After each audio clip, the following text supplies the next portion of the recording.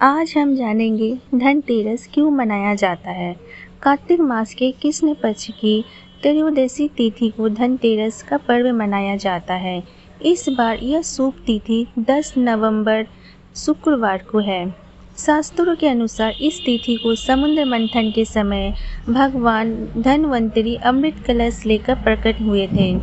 इस वजह से इस तिथि को धनतेरस या धन त्रयोदशी तिथि के नाम से ही जाना जाता है।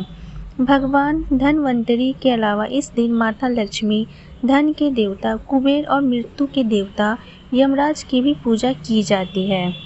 इस दिन दीपावली का पर्व शुरू हो जाता है। इस दिन सोना चांदी या नए बर्तन खरीदना बहुत शुभ माना जाता है।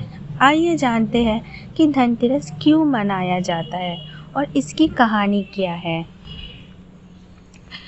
शास्त्रों में वर्णित कथाओं के अनुसार समुद्र मंथन के दौरान भगवान धनवंतरी हाथों में अमृत कलश लेकर प्रकट हुए थे।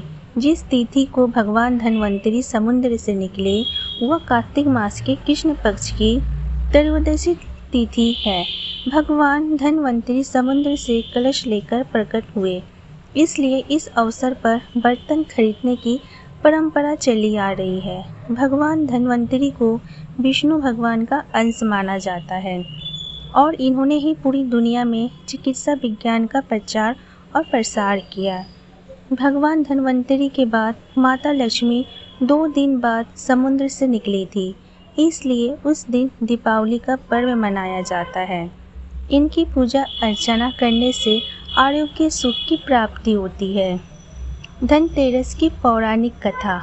एक बार मृत्यु के देवता यमराज ने यमदूतों से प्रश्न किया कि क्या कभी मनुष्य के प्राण लेने से तुमको कभी किसी पर दया आती है। यमदूतों ने कहा कि नहीं महाराज, हम तो केवल आपके दिए हुए निर्देशों का ही पालन करते हैं।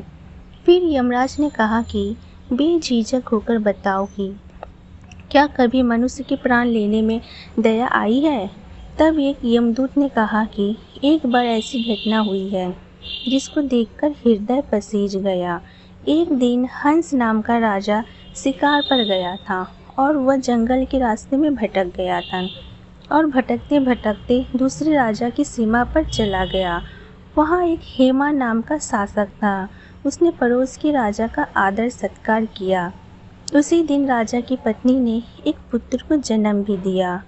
ज्योतिषी ने ग्रह नक्षत्र के आधार पर बताया कि इस बालक के विवाह के 4 दिन बाद ही मृत्यु हो जाएगी। तब राजा ने आदेश दिया कि इस बालक को यमुना तट पर एक गुफा में ब्रह्मचारी के रूप में रखा जाए और स्त्रियों की परछाई भी वहां तक नहीं पहुंचनी चाहिए। लेकिन विधि के विधान को कुछ और ही मंजूर था। संयोगवश राजा हंस की पुत्री यमुना तट पर चली गई और वहां राजा के पुत्र को देखा। दोनों ने विवाह कर लिया। विवाह के 4 दिन बाद ही राजा के पुत्र की मृत्यु हो गई। तब यमदूत ने कहा कि उस नवविवाहिता का करुण विलाप सुनकर हृदय पसीज गया था। सारी बातें सुनकर यमराज ने कहा कि क्या करे, यह तो विधि का विधान है और मर्यादा में रहते हुए यह काम करना पड़ेगा। तब यमराज ने उपाय बताया। यमदूतों ने पूछा कि ऐसा कोई उपाय है जिससे अकाल मृत्यु से बचा जा सके। तब यमराज ने कहा कि धनतेरस के दिन विधि विधान के साथ पूजा अर्चना और दीपदान करने से अकाल मृत्यु नहीं होती। इसी घटना की वजह से धनतेरस के दिन भगवान धनवंतरी और माता लक्ष्मी की पूजा की जाती है और दीपदान किया जाता है।